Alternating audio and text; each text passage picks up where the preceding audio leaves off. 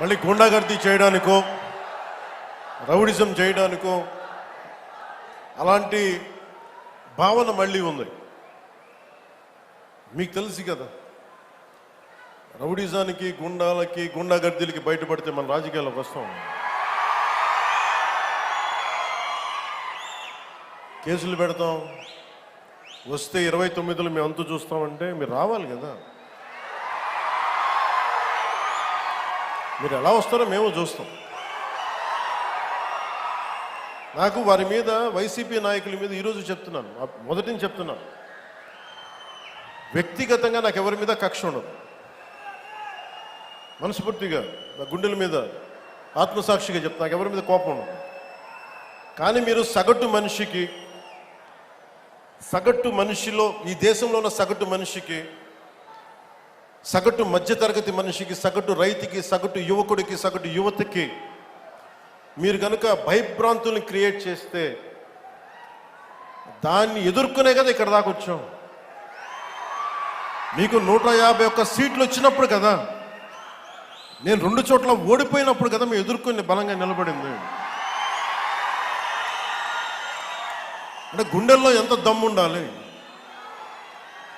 రక్తంలో ఎంత వేడి ఉండాలి మీలాంటి వాళ్ళు తట్టుకోవాలంటే.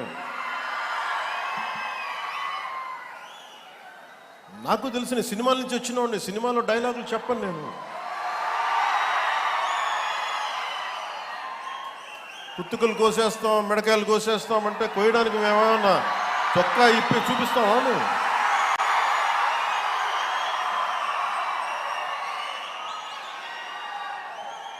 నేను సినిమాలో డైలాగులు చెప్పడానికి కూడా ఇబ్బంది పడతాం.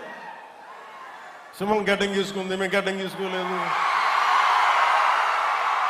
ఇది సరదాగా ఉంటాయి, మిమ్మల్ని చీరప్ చేయడానికో సరదాగా చేయడానికి.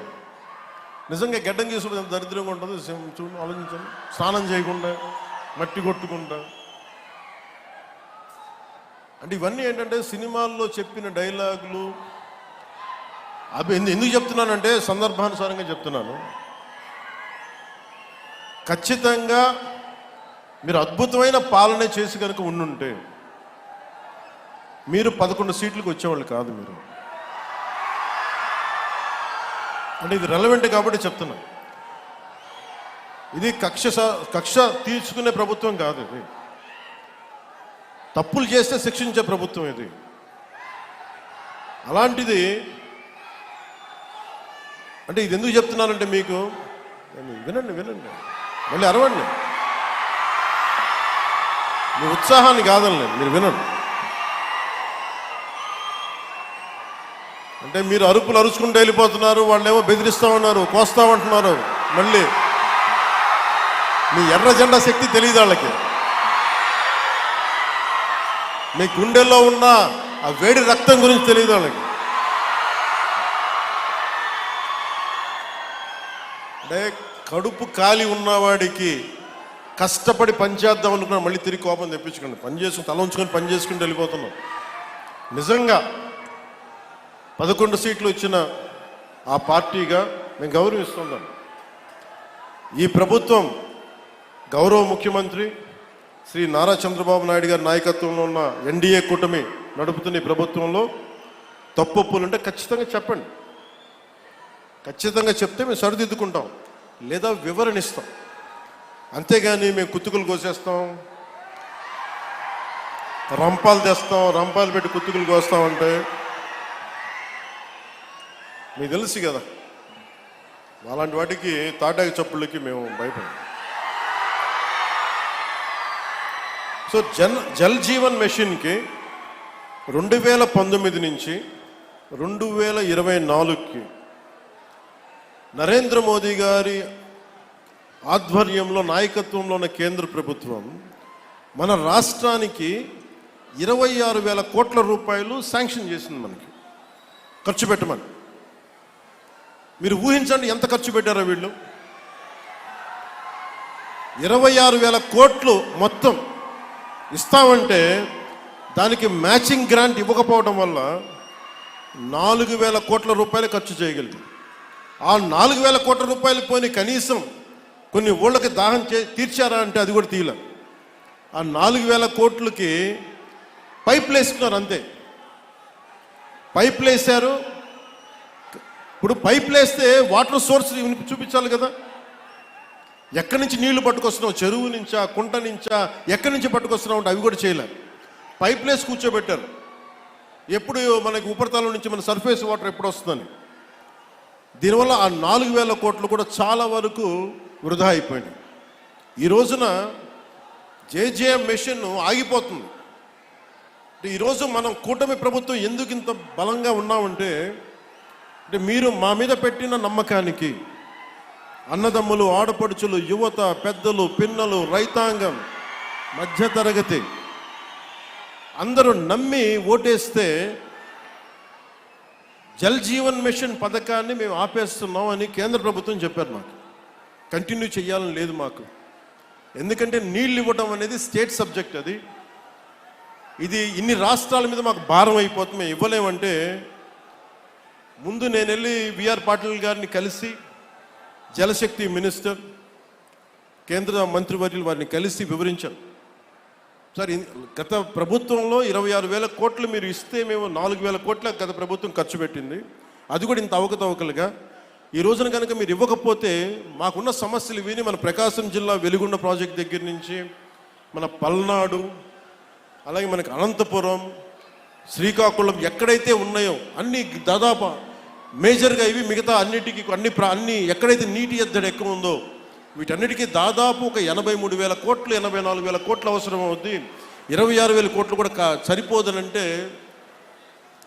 వాళ్ళు అసలు మేము రూపాయి కూడా ఇవ్విచ్చే పరిస్థితిలో లేము, అంత ఇబ్బందుల్లో ఉన్నామంటే కేవలం మనం 151 సీట్లు ఇచ్చాం కాబట్టి, ఎన్డీఏ కూటమిని గెలిపించాం కాబట్టి మా గొంతు బలంగా, మా గళం బలంగా వినిపిస్తే తర్వాత గౌరవ ముఖ్యమంత్రి చంద్రబాబు నాయుడు గారు, నేను ఇంకొకసారి మరోమారు జలశక్తి మినిస్టర్ గారి దగ్గరికి వెళ్ళి ప్రధానమంత్రి గారికి వారికి చేస్తే ఈ రోజున జేజేఎం ప్రాజెక్ట్ మొదటి విడత మనకి 1,390 కోట్లతోటి మన ప్రకాశం జిల్లాలో మొదలు పెడుతున్నామంటే దానికి మీరు మా మీద పెట్టుకున్న నమ్మకం, కేంద్ర ప్రభుత్వం మన మీద ఉంచిన నమ్మకం.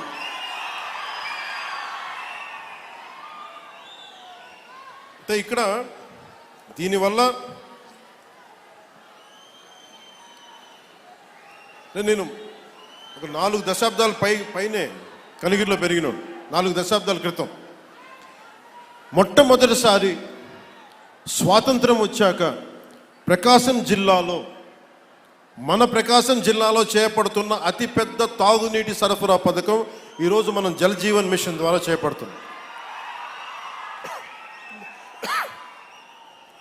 1,290 కోట్లతోటి ప్రకాశం జిల్లాలో 7 నియోజకవర్గాలు, ఎర్రగొండపాలెం, గిద్దలూరు, మార్కాపురం, కనిగిరి, కొండేపి, కందుకూరు, దర్శి అసెంబ్లీ నియోజకవర్గాల పరిధిలో 18 మండలాలు, 578 గ్రామాల్లో ఉన్న దాదాపు 10 లక్షల పైచిలకు జనాభాకు వచ్చే 30 సంవత్సరాల పాటు ఈ పథకం ఫస్ట్ ఫేజ్ ద్వారా తాగునీటిని అందించబోతుంది.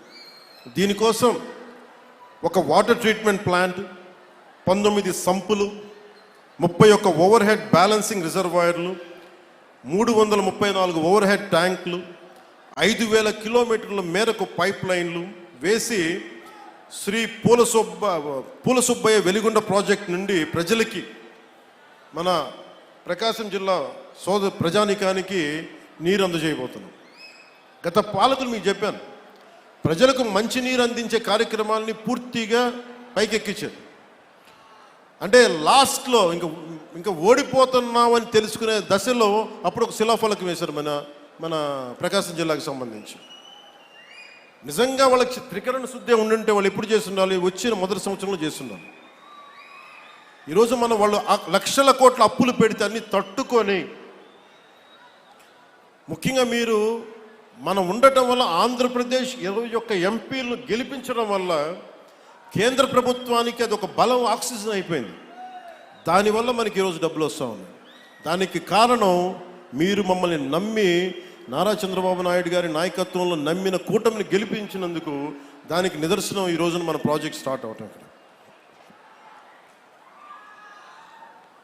గత ప్రభుత్వం 5 సంవత్సరాల ఎలాంటి మంచినీటి పథకం మొదలు పెట్టాలి. చివరి సంవత్సరం ఇందాక చెప్పినట్టుగా ఎలక్షన్కి ముందు శిలాఫలకాలు వేసి పరిమితమయ్యారు. ఈ రోజు వచ్చి వాళ్ళు రోడ్ల మీదకి వచ్చి మేము కుతుకులు కోస్తాం ఇవన్నీ చేస్తాం అంటే ప్రజలకు అర్థం కాదా? మనకు అర్థం కాదు. కానీ మన కూటమి ప్రభుత్వం ఏర్పడ్డాక చాలా ప్రణాళికాబద్ధంగా జలజీవన్ మిషన్ ప్రాజెక్ట్ని ముందుకు తీసుకెళ్తుంది. అందులో భాగంగా నేను ఒకటే చెప్పాను, శిలాఫలకాలు వేస్తారు అందరూ, ఎప్పుడు ఫినిష్ చేద్దామంటే అధికార యంత్రాంగం, ఉన్నతాధికార యంత్రాంగం కానీ కాంట్రాక్టర్స్ కానీ అందరూ ఒకటే ఇచ్చారు, సకాలంలో గనుక మన నిధులు కనుక వచ్చేస్తే 18 నెలల నుంచి 20 నెలల్లో ఈ ప్రాజెక్ట్ని పూర్తి చేస్తాం. ఇది నేను ప్రత్యేకించి నేను ఈ పథకాన్ని నేను పర్యవేక్షిస్తాను. నేను